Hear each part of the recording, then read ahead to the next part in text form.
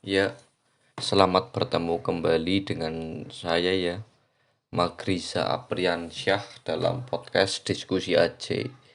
Semoga para pendengar tetap dalam kondisi sehat ya, karena bagaimanapun caranya sehat harganya mahal seperti itu katanya ya gitu. Saya pengen curhat dulu nih, curhat masalah kenapa sih saya buat podcast Diskusi AJ gitu. Saya buat podcast ini dalam rangka curhat atas nama gejala-gejala yang ada di sosial seperti itu. Terus pertanyaan-pertanyaan dari teman, terus curhat-curhatan dari teman seperti itu. Jadi apapun yang ada di dalam podcast diskusi aja itu mungkin relate dengan saya ya, tapi belum tentu relate dengan Anda seperti itu. Tapi mau gimana lagi ya gitu, menjadi media curhat itu memang banyak hal ya gitu. Ya, kali ini saya kali ini saya ingin mengambil judul tidak usah menikah. Sabar dulu para pendengar, dengan judul demikian tidak usah menikah. Memang apa sih bagusnya menikah? Ciak gitu. Tapi memang ada beberapa orang yang tidak cocok untuk menikah tuh. Misal di dalam sebuah kehidupan, orang-orang yang masih dengan pinjaman online, masih dengan judi online gitu, tidak cocok untuk menikah tuh kayak gitu. Berarti besok persyaratan nikah di kantor urusan agama itu ditanyain sampean punya aplikasi pinjaman online enggak gitu. Terintegrasi pinjaman online enggak gitu, atau mungkin sampean main slot atau enggak gitu. Itu karena orang-orang yang tidak cocok untuk menikah. Terus terlebih lagi ada berita baby dice care apa ya, baby dice care itu menganiaya menganiaya anak titipan ya, anak yang dititip di baby dice care itu ya kalau enggak salah ya. Jadi yang menganiaya itu dalam kondisi hamil ya gitu. Jadi bukan masalah anak yang dianiayanya ya, tapi masalah orang lagi hamil itu menganiaya anak kecil tuh kayaknya juga orang yang tidak cocok untuk menikah juga nih. Itu apa itu ya gitu. Jadi dia menjadi sebagai pengasuh ya di baby dice care ya. Terus dia lagi hamil juga, terus yang selanjutnya dia menganiaya anak di bawah batita ya, bayi 3 tahun ya. Itu juga orang-orang yang tidak cocok untuk menikah sebenarnya. Tapi itu prolog lah ya, takutnya jadi sebuah masalah. Tapi sebelum ngomong pernikahan sebenarnya apa sih apa sih itu pernikahan? Jadi sebelum ngomong pernikahan itu kita ngomong hubungannya dulu tuh. Jadi sebuah hubungan nih gitu. Eh Manusia dengan manusia yang lainnya wajar nggak punya hubungan kayak gitu, wajar kayak gitu. Bahkan di dalam bahasa psikologi itu ketika orang satu dengan yang satunya itu dengan lawan jenis ya, tapi hari ini juga banyak dengan lawan jenisnya itu LGBTQ+ itu nggak tahu itu ilmu-ilmu baru menurut saya sulit untuk masuk ke Indonesia itu. Jadi orang dengan beda jenis kelamin itu menjalin hubungan wajar atau enggak? Wajar, wajar, sangat wajar. Karena dalam rangka melatih emosi, melatih untuk cara menghormati orang lain, untuk apa ya, cara untuk merayu orang lain, cara untuk mengetahui posisi orang lain, atau cara mengetahui tentang posisi diri sendiri itu. Minimal kita belajar segala tentang hal orang lain di dalam hubungan yang nanti ujungnya mau pernikahan tuh. Jadi sebuah hubungan di dalam psikologi itu wajar kayak gitu untuk melatih health emotion yang baik seperti itu. Nah, sebuah hubungan ini kadangkala mungkin bisa pacaran ya, bisa tunangan yang berujung pada pernikahan gitu. Kalau sebuah hubungan aja itu memang semi tidak resmi ya, semi tidak resmi, orang pacaran mana resminya ya gitu. Atau bahkan tunangan walaupun dia panggil itu bukan resmi juga karena ada beberapa penjelasan penjelasan pernikahan yang mungkin berbeda dengan pertunangan, pacaran dan lain-lain. Jadi kalau dirunut di dalam KBBI ya, Kamus Besar Bahasa Indonesia, itu pernikahan adalah suatu upacara atau akad ya yang dilakukan oleh dua mempelai laki-laki dan perempuan menurut hukum dan kepercayaan masing-masing seperti itu. Jadi pernikahan itu sebenarnya upacara atau akad yang dilakukan oleh kedua mempelai laki-laki dan perempuan. Secara hukum ya, kalau karena kita hidup di Indonesia jadi hukumnya pakai hukum Indonesia dan kepercayaannya menurut masing-masing seperti itu. Ya kesepakatan kedua belah pihak sebenarnya. Karena memang secara realitas di Indonesia itu pernikahan beda agama juga cukup masih banyak di Indonesia ya gitu. Baik tahun ini atau di masa lampau seperti itu. Tapi kenapa memang beberapa hal menikah itu menjadi wajib? Menikah itu menjadi wajib. Ada beberapa sudut pandang yang saya pakai, misal di dalam agama tuh, karena tadi menyangkut dalam kepercayaan. Agama itu kadangkala mewajibkan orang yang menikah. Seperti di agama saya itu agama Islam, bila mana saya nanti salah, tolong dikoreksi ya. Ada di agama saya itu agama Muslim, itu agama Islam, itu mewajibkan setiap orang menikah. Bila mana dia tidak bisa menjaga syahwatnya, itu tidak bisa harus mewajibkan seseorang itu menikah. Seperti itu. Tapi bila mana dia bisa menjaga syahwatnya atau menjaga nafsunya seperti itu, dia memperbanyak puasa dan lain-lain, dia disunahkan untuk menikah atau tidak wajib lah seperti itu. Jadi ada beberapa perspektif agama juga mungkin di luar agama Islam ya, bahwa setiap pemuka agama itu ditakdirkan untuk tidak menikah seperti itu. Ini menurut pengetahuan saya ya kayak gitu. Secara tipis-tipis aja gitu, bahwa beberapa pemuka agama non-Islam itu memang tidak ada kewajiban untuk menikah. Karena memang saya beberapa kali tanya itu memang soal pengabdian atas jemaat atau umatnya. Tetapi kenapa memang eh, pernikahan itu menjadi tolak ukur sosial atau soal kejiwaan, itu nanti saya akan bahas ya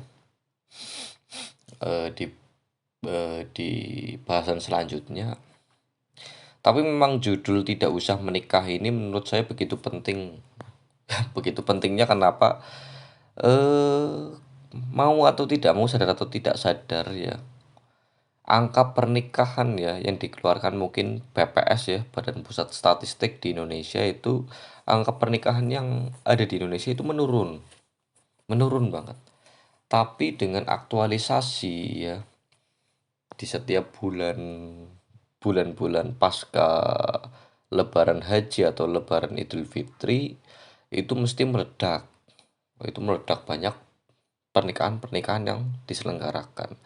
Tapi saya nggak kurang tahu tuh, kurang tahunya memang ya eh, apakah data ini itu mempengaruhi data nasional atau enggak, karena secara pemberitaan itu massal juga gitu. Banyak pemberitaan di TV-TV swasta besar itu memberitakan banyak pernikahan yang terjadi. Apakah angka pernikahan itu dipengaruhi oleh pernikahan-pernikahan yang terjadi di pasca Idul Fitri dan Idul Adha seperti itu.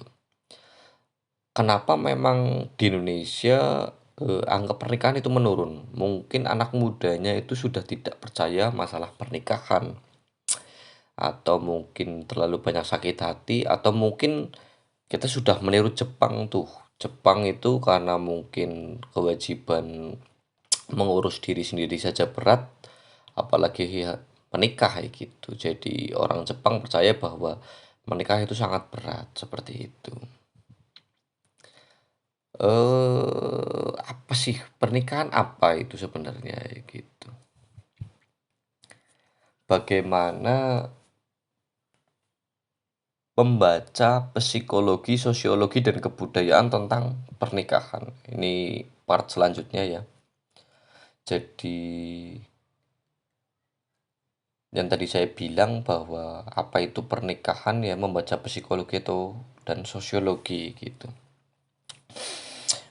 Bagaimana membaca psikologi, sosiologi, dan kebudayaan tentang pernikahan. Yang A itu sebuah fase legitimasi atau fase mengesahkan bahwa pernikahan ini wajib, bersifatnya wajib. Bagaimana mungkin setiap orang itu hidup sendiri ya. Tapi terah dari Homo sapiens sebenarnya dia adalah seorang pemburu yang ulung, mau nggak mau dia harus membunuh satu sama yang lainnya gitu. Tapi memang pernikahan itu, kenapa saya ngambil judul tidak usah menikah? Karena sangat bertolak belakang. Tadi saya bilang bahwa angka pernikahan itu turun, tapi secara bahasa psikologi setiap orang itu harus ditemani, harus punya media curhat gitu. Ketika ada orang yang tidak sadar untuk dirinya untuk wajib menikah, atau mungkin dia punya anggapan ya, ini beberapa mungkin aktivis, karena saya bergerak di bidang aktivis cukup lama gitu. Beberapa aktivis merasa pernikahan itu di tingkat psikologinya ya itu tidak perlu tuh, karena memang ya tidak perlu aja gitu. Tapi memang bahasa psikologi mengatakan nggak mungkin ya gitu, bahwa kita itu punya orang yang harus punya media curhat, yaitu namanya orang tuh, yang mungkin ada jawaban ya, karena curhat itu perlu dua arah tuh, ada yang menanyakan, ada yang menanggapi seperti itu. Dan psikologi mengatakan bahwa pernikahan itu membutuhkan respect ya. Respect bahwa curhatanmu itu tidak dijadikan sebuah problem, tidak dijadikan sebuah masalah ya, tidak dijadikan sebuah kelemahan dari diri kalian, atau bahkan curhatan Anda itu merupakan sisi kelemahan yang Anda berikan sedikit ya gitu. Jadi curhat di dalam pernikahan di bahasa psikologi ini sebagai lembaga media curhat, yang menjadikan bahwa curhatan ini tidak dijadikan kelemahan ya, tidak dijadikan sebuah anggapan bahwa orang ini orang yang salah ya, dan lain-lain. Dan pernikahan itu butuh respect juga. Ini nyangkut ke sosiologi ya. Pernikahan itu butuh respect. Bagaimanapun caranya, ini tanpa mengeneralisir bahwa istri atau suami kalian itu, atau kalau dalam bahasa Islamnya, harus mencari yang sekufu atau segrup. Misal seorang perempuan itu mendapat bukan mendapat, dia adalah seorang sarjana ya gitu. Otomatis logikanya adalah dia sekolahnya lebih tinggi daripada laki-lakinya, seperti itu, karena laki-lakinya lulusan SMA, atau mungkin sebaliknya seperti itu. Jadi kadangkala respect itu nggak tumbuh tuh di dalamnya. Respect itu tidak tumbuh, maka ya udah tidak usah menikah aja ya gitu. ketika kalian dipertemukan dengan beberapa orangnya gitu. Tapi ini mungkin sedikit cash ya. Saya punya tetangga yang mungkin salah satunya itu tidak kuliah ya. Rumah tangganya juga berjalan dengan seimbang. Walaupun di dalamnya masih tumbuh apa ya, tumbuh letupan-letupan kecil lah. Letupan-letupan kecil ini dalam rangka bumbu-bumbu pernikahan seperti itu. Terus selanjutnya fase legitimasi ini merupakan pernikahan sebagai fase legitimasi ini menandai bahwa kita itu butuh keturunan. Setiap orang yang menikah itu butuh keturunan ke depan. Saya kepengen melanjutkan, misal saya namanya Megrisa Apriansyah itu, saya kepengen melanjutkan trah atau keturunan dari Megrisa Apriansyah. Mau nggak mau saya menikah tuh. Saya pengen punya anak, saya pengen punya cucu. Ketika saya punya anak, ketika saya punya cucu, bisa melanjutkan kehidupan ke depan seperti itu. Mau nggak mau seperti itu di dalam bahasa psikologi, sosiologi, dan kebudayaan tentang pernikahan. Tapi dengan kasus yang saya tadi ngomong ya, ada orang yang hamil, terjadi baby die scare itu, terus dia melakukan kekerasan pada anak kecil, itu memang tidak cocok untuk menikah sebenarnya. Dari awal itu tidak cocok untuk menikah. Terus selanjutnya ada case ya, ada kasus, sebuah kasus misal munculnya bujang lapuk atau perempuan lapuk. Kenapa bujang lapuk atau perawan lapuk itu masih menjadi anggapan serius? Saya ngambil sisi evolusi dari sosiologi, psikologi, dan kebudayaan orang-orang di tempat saya gitu. Setiap orang yang ditanyai, kamu masih belum menikah ya gitu, masih menjadi anggapan penting ya menikah bagi laki-laki atau perempuan ini. Kalau bagi perempuan itu sangat sangat tinggi tuh. Kalau umur 30 tahun ke atas belum menikah itu something wrong, itu ada beberapa permasalahan. Tapi memang saya cari sisi psikologinya, saya cari sisi sosiologinya atau kebudayaannya, tentang cari reasoning atau alasan di dalamnya.